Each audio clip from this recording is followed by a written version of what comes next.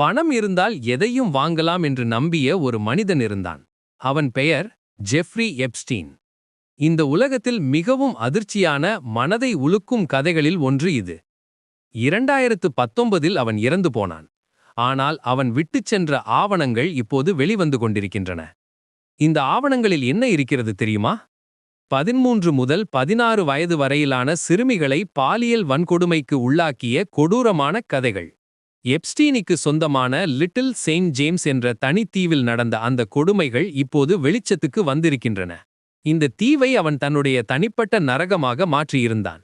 அங்கே கட்டப்பட்டிருந்த கட்டடங்கள், அறைகள் எல்லாமே ஒரே நோக்கத்திற்காக வடிவமைக்கப்பட்டிருந்தன. இந்த வருடம் அமெரிக்க நீதித்துறை 33,295 பக்கங்களுக்கும் மேற்பட்ட ஆவணங்களை வெளியிட்டிருக்கிறது. 300 ஜிகாபைட்ஸ் தகவல்கள், ஆயிரக்கணக்கான வீடியோக்கள், 10,000த்திற்கும் மேற்பட்ட புகைப்படங்கள்.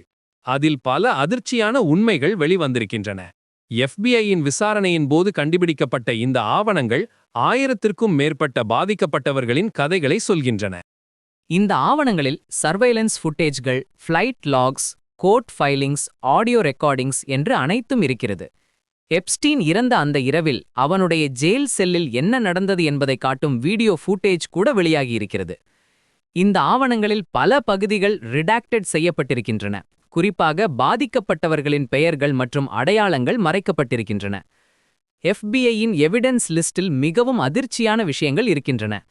40 கம்ப்யூட்டர்ஸ் மற்றும் எலக்ட்ரானிக் டிவைசஸ், 26 ஸ்டோரேஜ் டிரைவ்ஸ், 70க்கும் மேற்பட்ட சிடிகள், 6 ரெக்கார்டிங் டிவைசஸ், இவை எல்லாமே லிட்டில் செயின்ட் ஜேம்ஸ் தீவிலிருந்தும் நியூயார்க்கில் உள்ள அவனுடைய வீட்டிலிருந்தும் பறிமுதல் செய்யப்பட்டவை.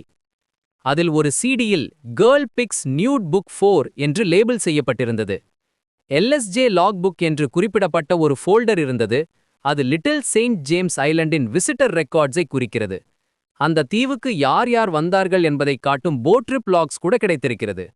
Island blueprints, photographs, handwritten notes, multiple photo albums, Austrian passport with Epstein's photograph என்று பட்டியல் நீண்டு கொண்டே போகிறது.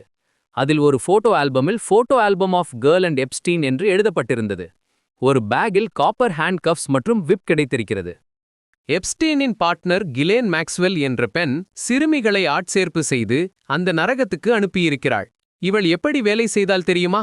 பள்ளிக்கூடங்களுக்கு அருகில் நின்று கொண்டு வீட்டில் பணச்சிக்கல் இருக்கும் சிறுமிகளை ஐடென்டிஃபை செய்வாள். அவர்களிடம் போய் ஈஸி மணி கிடைக்கும் என்று சொல்லி மசாஜ் தெரப்பிக்கு அழைத்து போவாள்.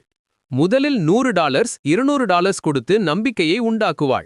அப்புறம் கொஞ்சம் கொஞ்சமாக அவர்களை அந்த சதியில் சிக்க வைப்பாள். Victoria secret outfits, bikinis, nightwear எல்லாம் கொடுத்து அவர்களை மயக்குவாள். இவள் இப்போது 20 வருட ஜெயில் தண்டனை அனுபவித்துக் கொண்டிருக்கிறாள். மேக்ஸ்வெல்லின் இன்டர்வியூ டிரான்ஸ்கிரிப்ட்ஸில் இருந்து தெரிய வருவது